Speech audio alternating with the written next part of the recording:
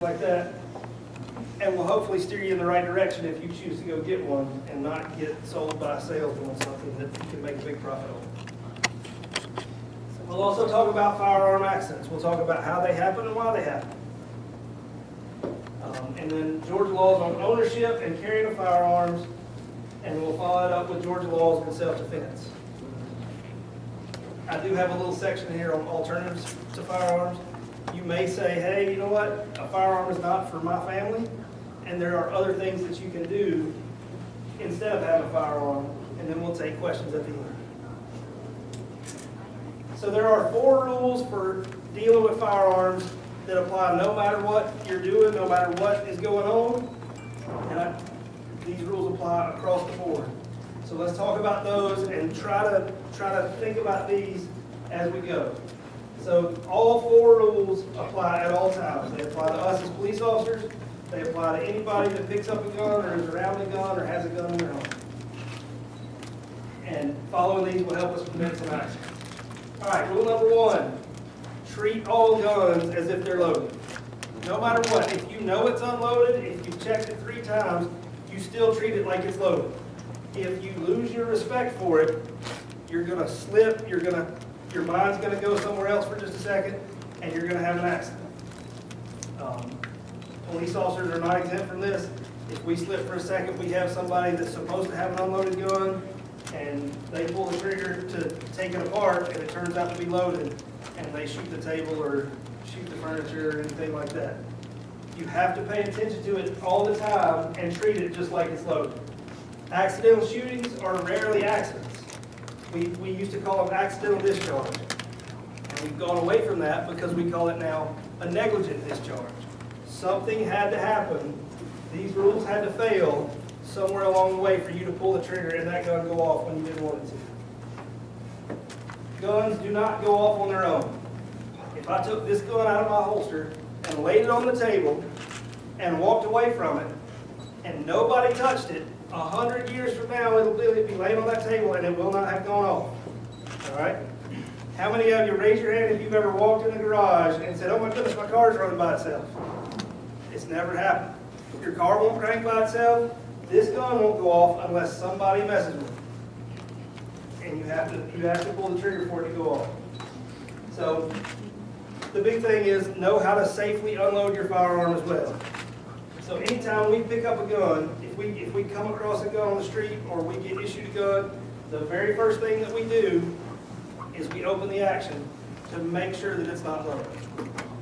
No matter what. If I hand a gun to somebody, I hand it to them with the action open so that they can see that it's unloaded. But rule number 1, we'll treat every gun just like it's loaded. Rule number 2 is the laser rule. In your mind, when you're holding a firearm, you should picture that the most powerful laser in the world comes out of that gun and it'll cut anything that it touches. So you don't ever let it get pointed at yourself. You don't ever let it get pointed at somebody else. Unless there's a deadly force situation that you feel like you need to use deadly force. So when we're doing training, we do a lot of work right around each other, and we don't point the gun at our toes when we're moving. We don't point the gun at somebody else's feet. We don't point the gun at somebody else's body. So if you picture that laser coming out of your gun and you cross somebody's legs, we call it sweeping them. If you sweep somebody with that gun, you should picture that your laser just cut their legs off. So that will keep you focused on knowing where that gun is pointed all the time. So if we treat guns like they're loaded and we follow the laser rule and we don't ever point it at anybody, even if it goes off when we don't want it to, everything should still be okay, right? All right, so now number 3 is your finger.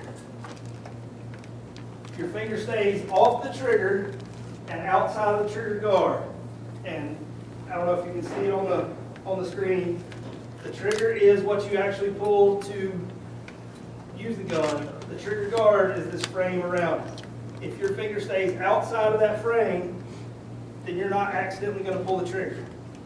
And that's one thing. If you're in the house, let's say, and somebody's breaking in, and your finger's on the trigger and something scares you, your natural reaction is going to be to tighten up. So if you follow rule number 1 and rule number 2 and you're not pointing at anything, and you miss rule number 3 and accidentally pull the trigger, It should go into the floor, it should go into the wall, it should not go into your husband or wife or anything like that that's in the room with you. So finger stays off the trigger and outside the trigger guard until you're lined up and ready to fire. And finally, rule number 4 is to know what your target is. But when you know what your target is, you have to know what's between you and the target and what is beyond the target. We heard a story just last week about a call in Marietta where some guys were target practicing. And they had hung the target on the chain link fence and were shooting through the chain link fence. They had no idea what was beyond that target, and the bullet's not going to stop when it hits that piece of paper. It's going to keep going all the way until it hits something solid or until it runs out of energy and falls to the ground. So you are responsible for that bullet from when it leaves your gun until it stops. So bullets can travel through walls very easily, sheetrock, things like that. There's not much in here that's going to stop a bullet unless it goes through several layers. So cars don't stop bullets very well. Like I say, sheetrock doesn't. Solid wood will. It's pretty good depending on the type of bullet. But understand that you have to know what's in front of your target and what's past your target when you're shooting. So when you go to the shooting range, that's pretty easy because everybody's lined up and everybody's facing the same direction. But if you're using it for home defense, the thing to think about is my bedroom's here, my door is there, and past my bedroom door is the kids' room. So it's not necessarily even if you hit your target or if you miss your target, where is your round going? Because it can still keep going all the way through 2 or 3 sheetrock walls before it comes to rest. All right, so we'll review these real fast. Number 1, the most important probably is to treat all guns like they're loaded at all times, no matter what. Number 2, don't point a gun at anything that you're not willing to destroy. Not at your legs, not at your buddy, not at anything like that. Number 3 is keeping your finger off the trigger and outside the trigger guard until your sights are lined up and you're on target ready to fire. And then finally, be sure of your target, foreground and background. So I'll leave that up for just a second if anybody wants to jot it down, take a picture.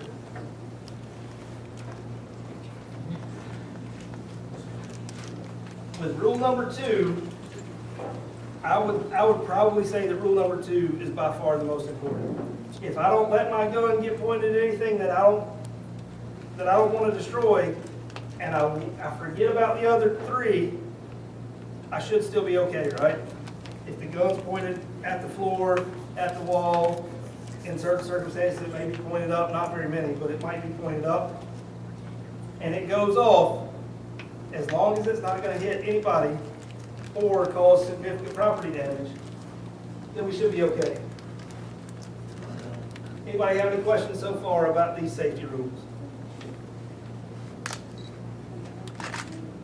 All right, real fast, we'll talk about a couple of definitions just so everybody kind of has an understanding.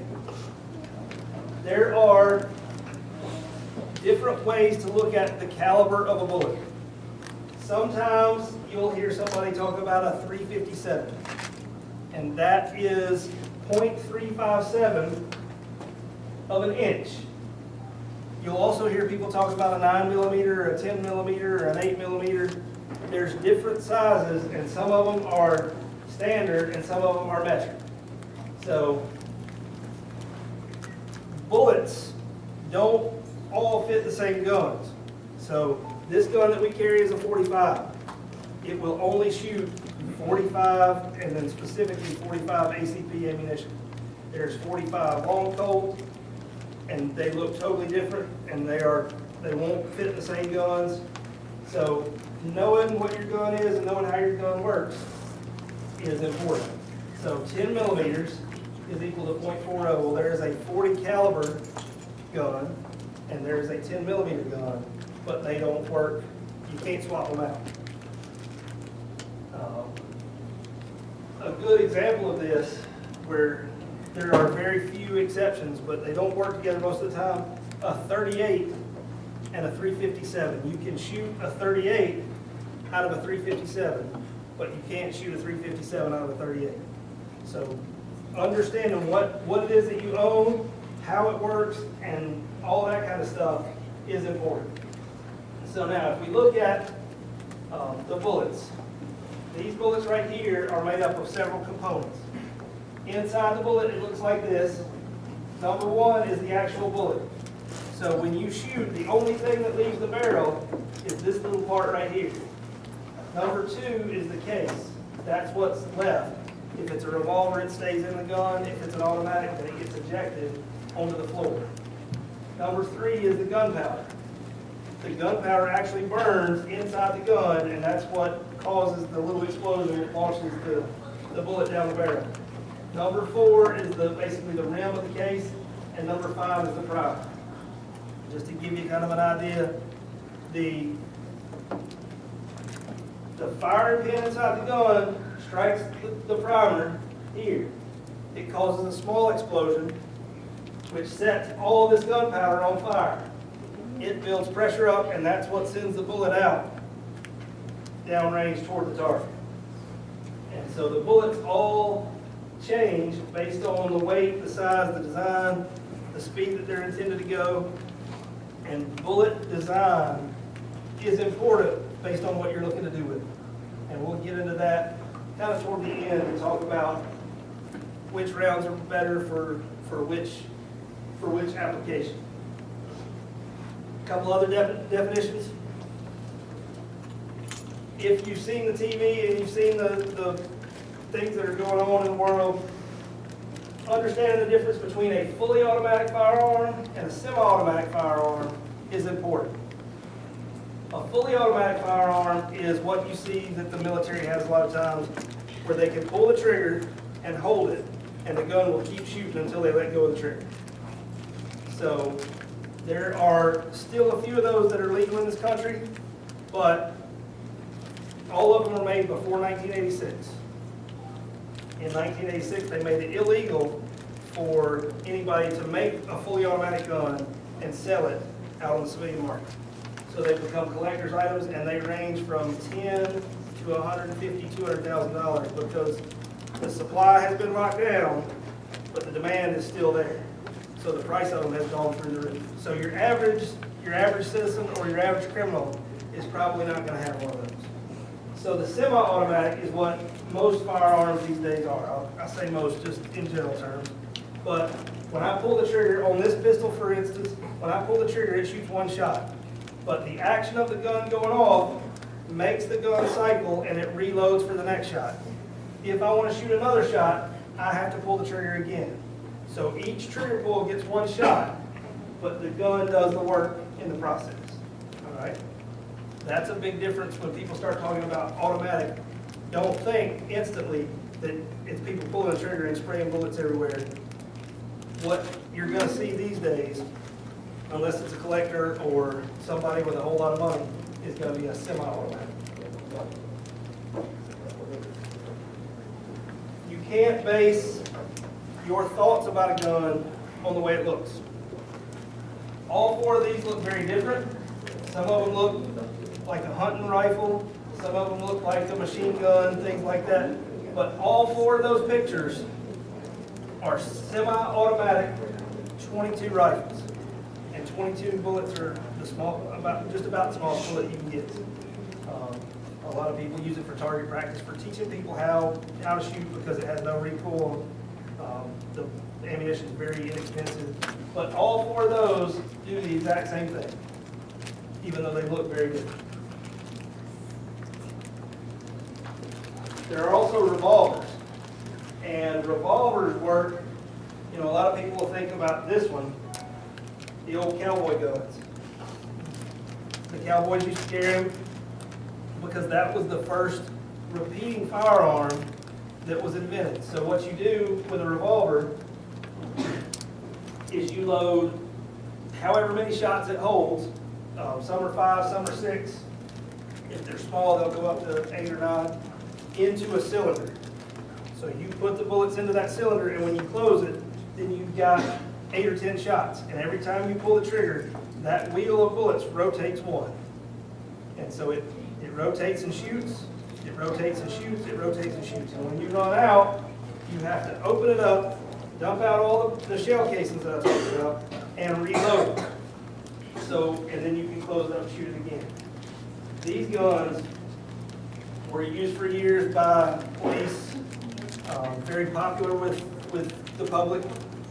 If you're starting out and your very first gun, this is Jason's advice, very first gun, I would say probably to get a revolver. And the reason is there is less that can go wrong with this than there is with a semi-automatic. So if you don't hold the semi-automatic just right, if something gets in the way, if you're wearing a glove or a sleeve or something like that and you catch it, you can cause the gun to not work correctly.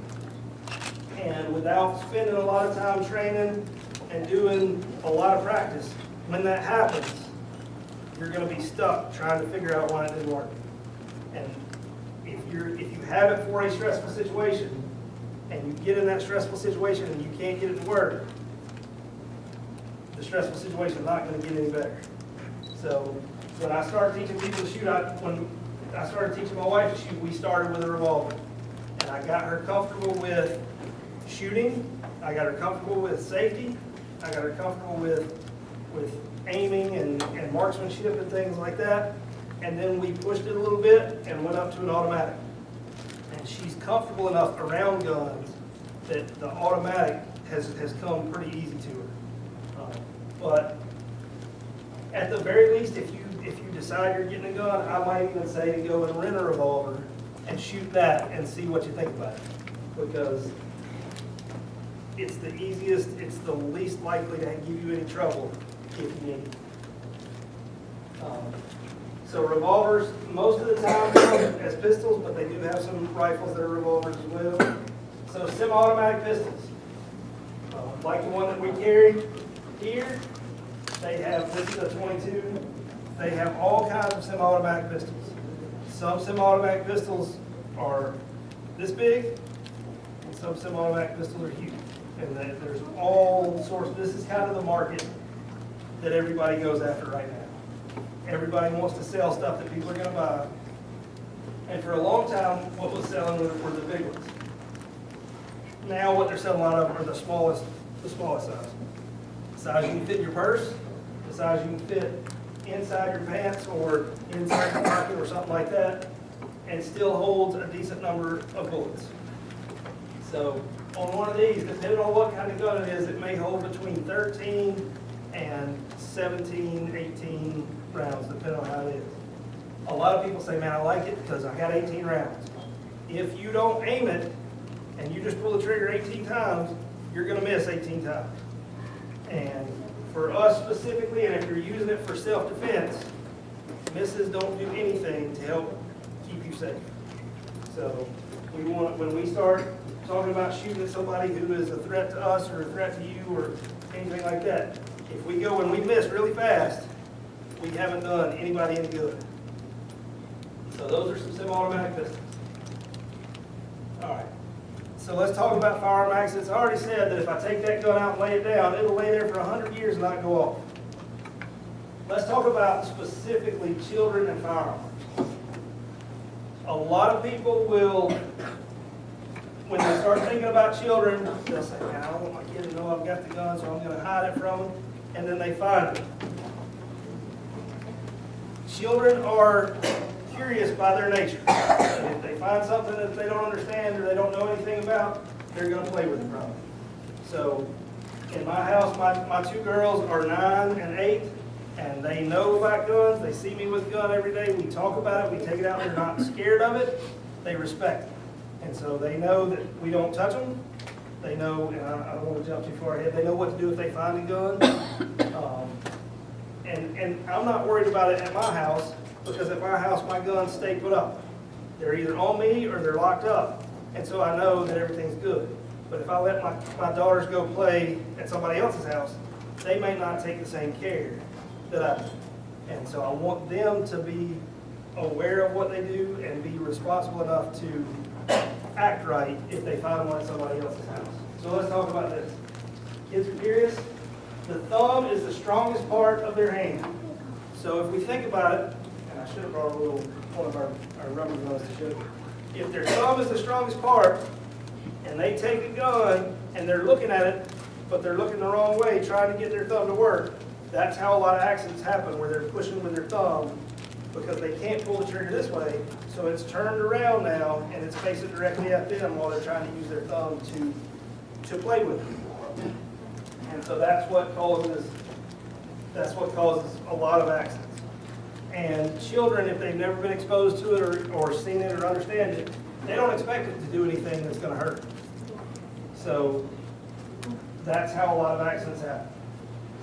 So, and we want to believe as parents that, hey, my kids know what they're doing. My kids know the rules. But there have been a lot of videos where they hide the videos and they leave a gun out. And people that said, my kid would never mess with that, on the hidden video, they'll send them in the room and they'll be like, oh yeah, look at this. And they'll play with it like it's a toy gun, even though it was a real gun. So making sure that children understand to stay away from guns. If they find a gun, leave it alone, things like that is very, very important. Parents also want to believe, I keep my gun hidden well enough that they're never going to find it. That is not the case. When I was a kid, if my folks hid cookies in the house, I would find them. I promise. And a gun was no different. My dad was a police officer for 34 years, and I knew where his guns were, and I knew that if I messed with those guns, that I would be beat within an inch of my life, because I respected them, but we also went out shooting, and he showed me how they work, and he showed me what they would do when the bullet hit something. So my brother and I we never played with guns, even though we knew they were there and they looked there. So I've looked at the CDC is a good resource for some numbers, and they have information on